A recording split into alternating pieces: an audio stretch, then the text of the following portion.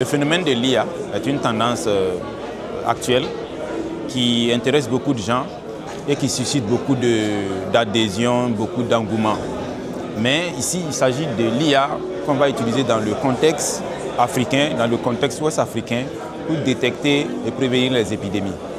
Alors là, effectivement, je n'étais pas trop d'accord avec les autres panélistes parce que nous manquons des bases, nous manquons d'électricité, nous manquons d'Internet au niveau communautaire dans les points les plus reculés de nos pays. C'est ça qui est notre réalité. Dans ces contextes-là, nous avons besoin de mettre en place le minimum pour permettre aux populations d'accéder aux meilleurs soins possibles. C'est ça qui est la priorité. Parce que l'IA est bien, je ne suis pas totalement contre, il n'y a pas de problème, mais ce qu'il faut savoir, c'est que l'IA coûte cher à implémenter. Il faut mettre en place des infrastructures solides, il faut créer des algorithmes solides. C'est des choses qui prennent du temps et qui engrangent beaucoup de ressources. Or, ces ressources-là peuvent être très utiles pour justement arriver à toucher nos populations, pouvoir arriver au niveau les plus basiques possibles, qui va permettre de former nos agents de santé sur le terrain. Si on ne commence pas, on ne va jamais y arriver. Mais il y a des barrières qu'il faut d'abord rompre, c'est-à-dire avoir nos propres données et être sûr de ce qu'on va utiliser. Tout est basé sur les données. Et les données, c'est nos agents communautaires dans nos villages et autres qui peuvent nous aider à les avoir. Nous ne pouvons pas utiliser les données des Chinois, des Américains, mais oui, c'est vrai que nous allons faire un partenariat avec Microsoft et autres, mais il faut d'abord que nous ayons des éléments sur la base desquels nous pouvons évoluer. Mais de l'autre côté, il faudrait que ce soit à 50%, 50%. Il ne faut pas qu'on nous demande, ah, voyez, on va faire, il faut qu'on s'asseye ensemble pour faire. Pour le moment, l'intelligence artificielle ne se auto-crée pas. Elle est toujours basée sur l'intelligence humaine. Et c'est l'humain qui est toujours la base. Il faut quand même quelques inputs humains. Il faut un sentiment humain. Il faut un jugement logique, local, autochtone, humain, pour pouvoir arriver à une certaine conclusion. Et je n'imagine pas, pour le moment, sauf que quelqu'un pourra me le démontrer, être sceptique, qu'un IA pourra de rien, partir de rien, pour me prévoir qu'il y aura une telle épidémie de quelque chose que s'appellerait, je ne sais pas comment, d'ici quelques années dans l'Ouest Afrique. Par exemple, un IA, avant 2019, aurait nous fait une prévision pour dire qu'il y aura une telle Covid qui va arrêter tout le monde, à partir de rien. Je ne pense pas qu'il y a ça. Parce que, qu'est-ce qui se passe? Tous les phénomènes naturels, il y a quand même un certain cycle que ça se passe. Que quand on fait les études avec les informations historiques, avec les données et les séries historiques qui existent, on arrive à la conclusion que les périodes plus ou moins de combien de jours, de telles heures, de tels mois, de telles années, ce phénomène a quand même une condition de répéter.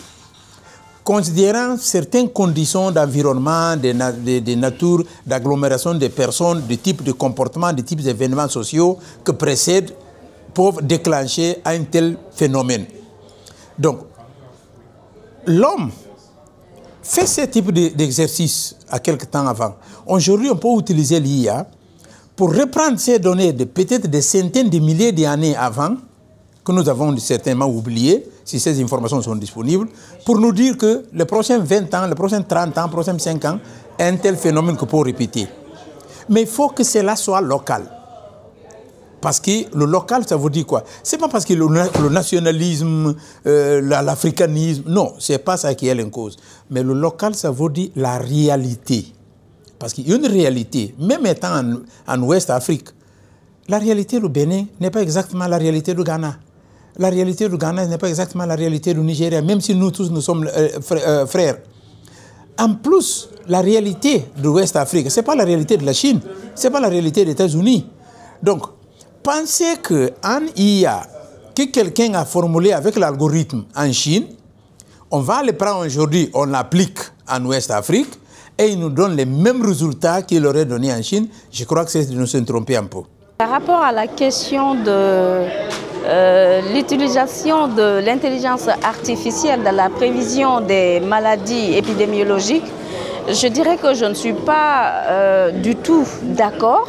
J'ai un avis opposé. C'est vrai que ça nous facilite la tâche peut-être, mais après, je me pose la question si elle est vraiment nécessaire. Pourquoi on n'a pas pu prévenir ces nombreux cas avec le coronavirus, même si nous parlons de fièvre Lassa dans cette conférence, mais pourquoi nous n'avions pas pu gérer les cas anticipés, prévenir ces cas de coronavirus? Je dirais que nos données ne seront pas en sécurité et ça ne viendrait pas de nous, ça ne reflèteront pas nos réalités parce que ces données viendront de ces créateurs. Eux-mêmes qui ont créé ce système-là, nous dirons ce qu'eux ils veulent qu'on dise. Donc, je dis que nos données ne seront pas du tout en sécurité et eux-mêmes créateurs qui n'ont pas pu utiliser ce système-là pour prévenir ces cas de maladie dans leur pays, comment nous, Africains, on pourra réussir? Donc, je ne dirais pas que c'est impossible, mais en tout cas, je reste sur ma faim. Pour ce qui est des prévisions, c'est ça, c'est ce que vous avez demandé, la prévision. C'est une base de données que quelqu'un va introduire. Je crois qu'une fois, j'ai posé une question sur la religion. IA m'a dit qu'elle ne peut pas donner de réponse, qu'elle n'est pas humaine, elle ne peut pas donner de réponse sur certaines questions. Tout simplement parce que cette base de données, peut-être, n'a pas encore été introduite. Vous voyez? Donc, il y a des sujets pour lesquels l'IA ne pourra pas répondre.